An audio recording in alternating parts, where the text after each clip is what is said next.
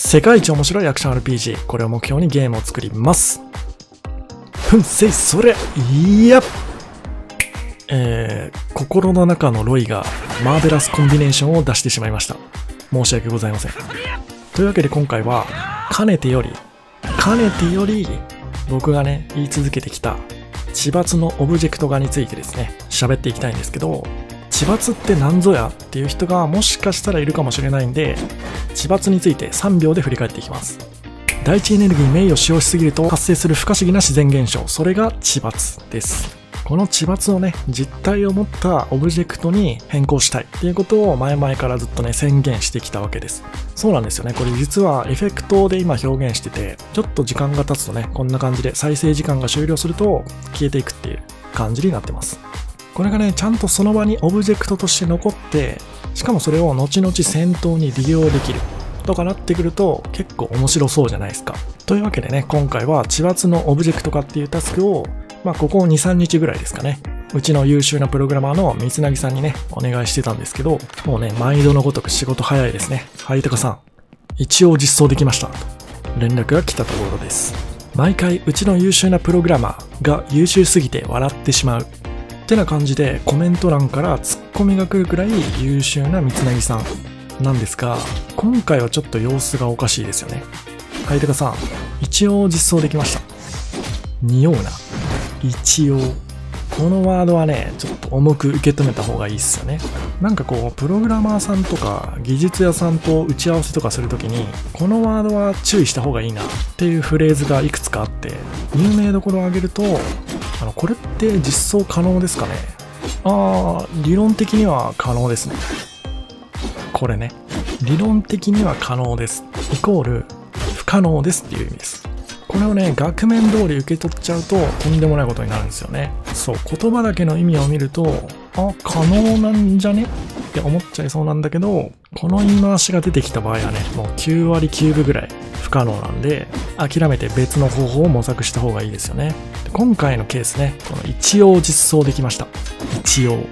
これはどういう意味かっていうと、いろいろ問題あるんだけど、とりあえず形だけはできたっていう話ですね。で、もちろんね、この一応実装できましたの後に、その問題点についてね、詳細までしっかり送ってきてくれたんですけど、その内容はちょっと一旦伏せておいて、一体どこが問題なのかね、みんなと一緒に見ていきたいと思います。それでは早速行ってみましょう。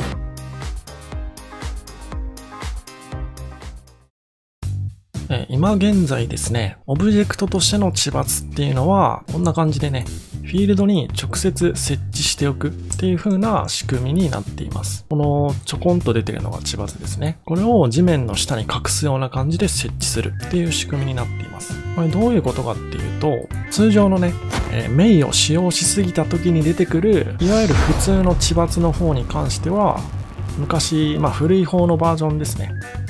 このエフェクトでね、やっていた千抜のままにしてあります。というのも、先ほど言ってたようにね、このオブジェクトのタイプの千抜ってのが、ちょっといろいろね、現状問題があるので、こういう風にしてるっていう感じですね。で、このオブジェクト千抜の仕様としては、ご覧のようにね、こんな感じで当たり判定がちゃんとあるんで、この生えてるところは通れないと。で、以前の動画で言ってたね、カメラの透過処理っていうやつも反映させてあるので、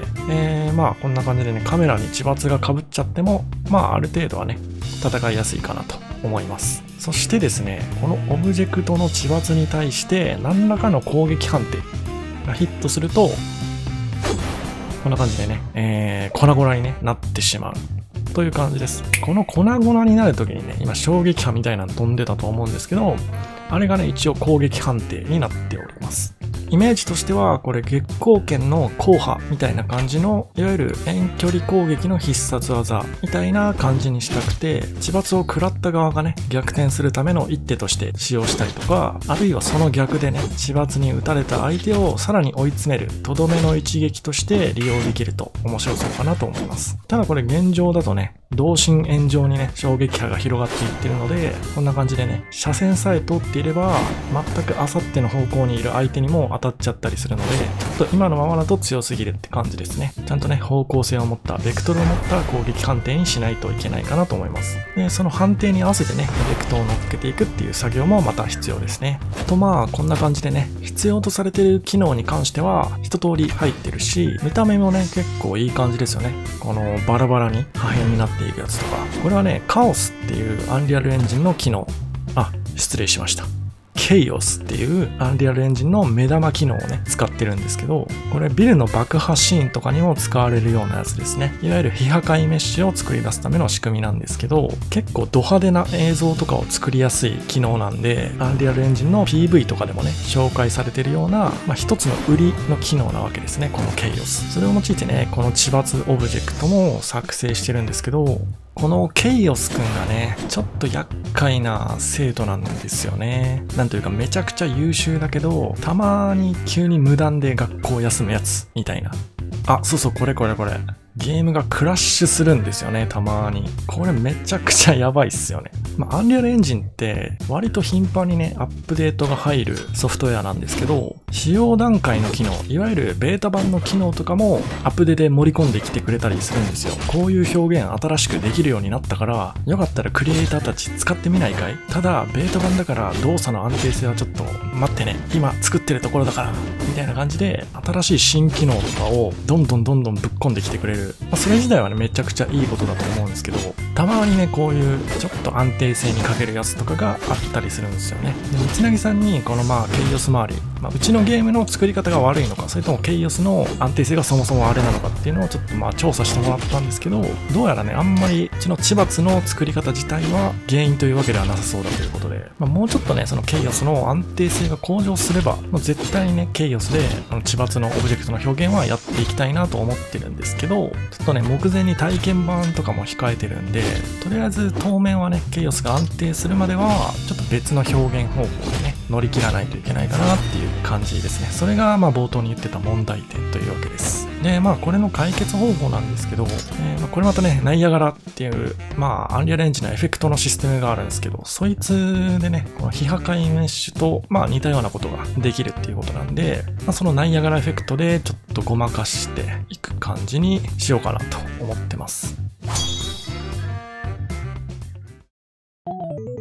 はい。というわけでね、今回、千抜に関していろいろ話してきたんですけど、この千抜オブジェクトをですね、見た目もちょっとね、変更しようかなと思っていて、ご覧のようにね、青系というか、